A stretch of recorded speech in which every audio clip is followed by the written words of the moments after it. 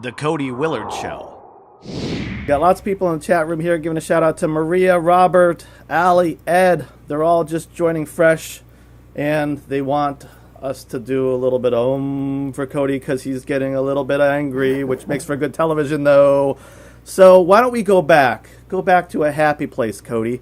And for those of us vicariously living through your Facebook posts this weekend, looks like somebody had a good vacation.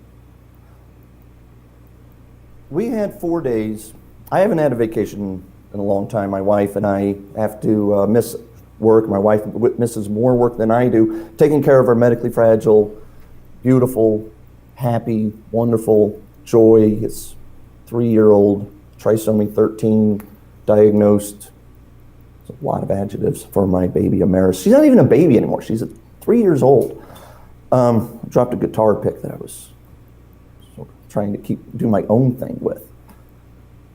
Boy, now I'm really going to get upset at some point in the show. Note to self, get Cody new fidget spinner. When I talk about him. Sorry, I'm always happy when I talk about Amaris.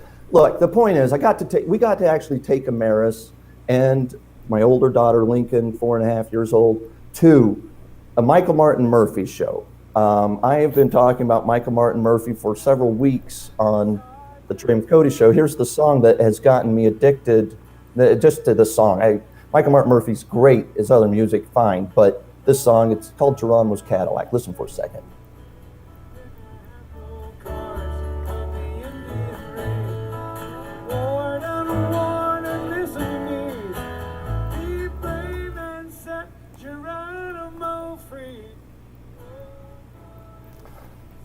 Oh boy, take me back. I want to ride in Geronimo's Cadillac. So, the fact is I actually got to meet Lincoln, and I got to meet Michael Martin Murphey before the show started. He was greeting people. They served a buffet.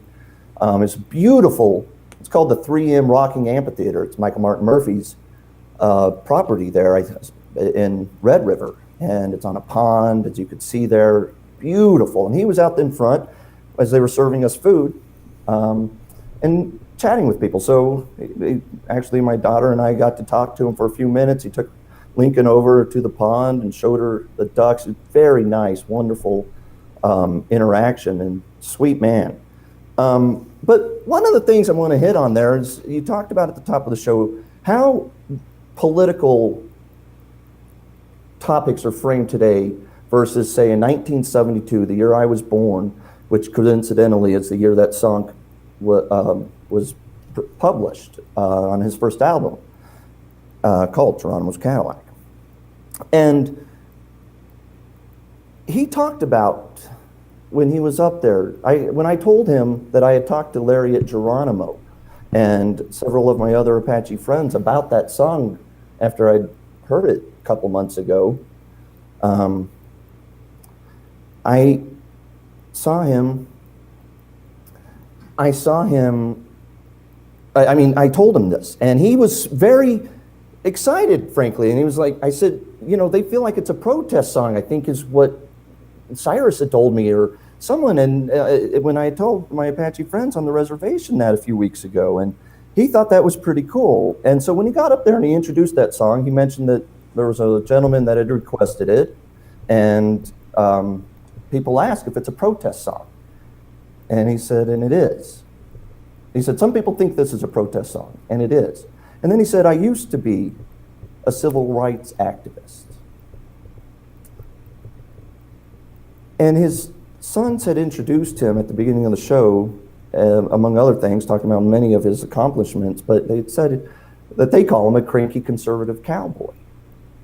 And then throughout the show, Michael talked about global warming and how he clearly doesn't believe it. And it was exactly what you would hear, the Republican talking points on any right-leaning media. He talked about we need more cows. He thinks we need more cows on the rangeland because it's healthy for the grass. He doesn't think the carbon from cattle is a problem. The plants use carbon. But he talked about those things, and he talked about cowboy culture, and it was all every topic when he did, and he hit several political themes when he was up there throughout the show.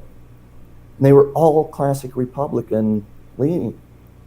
And I have struggled with trying to wrap my head around how you go from being a proud and rocking civil rights activist to probably loving the $12 billion bailout package for farmers.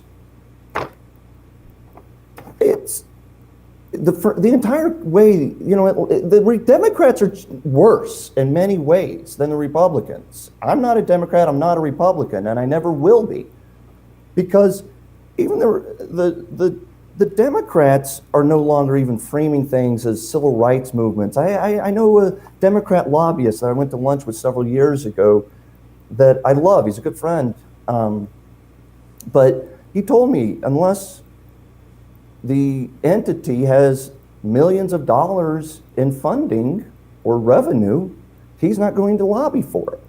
So who's going to lobby for the poor people? Nobody's lobbying for the poor people.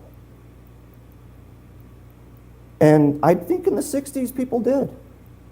I think people lobbied for and fought for in a underground guerrilla kind of fashion.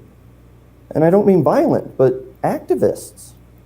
And we're not activists anymore. It's hard to be an activist. It's easy to let people feed you your viewpoints and feed you what they think is important to talk about in general. We're talking about bailouts and tariffs all day, every day. And we don't talk about how, as Michael Martin Murphey himself wrote 46 years ago, the white man stole their land and they won't give it back.